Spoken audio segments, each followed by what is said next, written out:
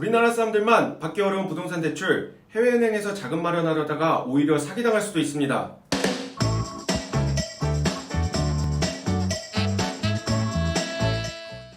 조연상이 성공한다. 안녕하세요. 전세난민 기버청년 근희입니다. 최근에 우리 같은 전세난민들을 굉장히 화나게 하는 뉴스가 나왔죠. 바로 중국인들이 전액 대출을 받아서 우리나라 부동산들을 쇼핑하고 있다는 내용이었습니다. 요즘 부동산 대출 받기 어려운 거 다들 아실 거라 생각합니다. 주택담보대출이 안 나와서 청약조차 넣을 수 없던 일, 대출이 막혀서 주변 사람들한테 손 벌린 일, 투기가율지구라고 해서 내 집 장만조차 물 건너간 일, 다 우리 이야기죠. 그런데 알고 보니 우리나라 사람들만 힘들었나 봅니다. 올해 3월 시가 89억짜리 타워팰리스 펜트하우스를 중국인이 전액 대출로 사들였다고 해요. 2019년부터 서울에서는 15억 이상 되는 집을 살 때는 은행에서 대출을 한 푼도 받을 수 없게 규제되어 있습니다. 특히 요즘 강남에서는 15억이 안 되는 아파트는 거의 드물기 때문에 우리나라 사람들은 대출을 아예 받지 말라는 뜻이죠. 하지만 이 중국인은 해외 현지은행에서 대출을 받아 국내 규제를 피해간 것으로 보입니다. 이런 식으로 작년에는 아파트 42채를 매수한 미국인 교포, 아파트 8채를 매수해 임대업을 하던 중국인 유학생의 탈세 정황이 포착되기도 했었습니다. 정부가 투기 막겠다면서 우리나라 사람들 대출은 조이면서 외국인들은 규제도 안 받고 마음대로 부동산 쇼핑하고 있는 거예요. 그래서 우리도 혹할 수도 있습니다. 혹시 외국에서 대출 받을 수는 없다? 사기꾼들은 이러한 절박한 마음을 귀신같이 찾아냅니다. 오늘은 중국인들이 전액으로 대출받아서 우리나라 집을 살 수 있었던 이유와 섣부르게 이렇게 따라하면 안 되는 이유를 알려드리도록 하겠습니다.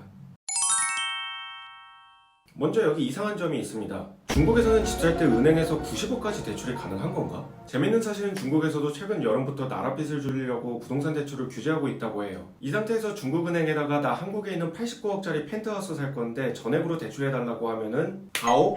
하고서 대출해줄 리가 없겠죠. 결정적인 건 89억이나 대출받는데 근저당 설정, 즉 담보대출도 아니라는 겁니다. 뭔가 냄새가 나죠. 하지만 우리나라 정부는 출처도 없는 자금을 대출이라고 하니 그대로 믿는 답답한 반응을 보이고 있습니다. 여기서부터 제 내피셜이기는 하지만 89억을 대출받아 펜트하우스를 구입한 중국인의 이야기는 다 거짓말일 수도 있다는 겁니다. 담보대출도 아니라는데 89억은 너무 이상하지 않나요? 만약에 한국인 고액자산가가 34살짜리 중국인을 바지 사장으로 내세워 대출받은 척하고 펜트하우스 투기를 하는 거라면? 그러면 고액자산가는 국내법에 걸리지도 않고 다주택 세금 폭탄도 피할 수 있으니 그야말로 일석이조 아닌가요? 그래서 기사만 보고 외국인 혹은 현지은행에서 대출받으면 주택담보대출 규제를 피할 수 있겠네라고 생각했다간 큰일 날 수 있습니다. 역으로 이런 심리를 이용해서 고금리 악덕 상품을 해외은행 저금리 1금융 상품으로 둔갑해서 사기치는 사례가 빈번하게 발생하고 있다고 해요. 그러니 불법으로 대출받으시려다가 역으로 사기당하는 일 없기 바랍니다. 오늘은 우리나라 부동산 정책에 구멍이 있다는 것과 이를 악용한 투기꾼들이 있다는 걸 알았습니다. 이러한 투기꾼들이 많을수록 우리나라 집값은 더욱더 올라가겠죠. 그러니 정부는 이러한 내용을 하루빨리 반영해서 집값을 안정시켜줬으면 좋겠습니다.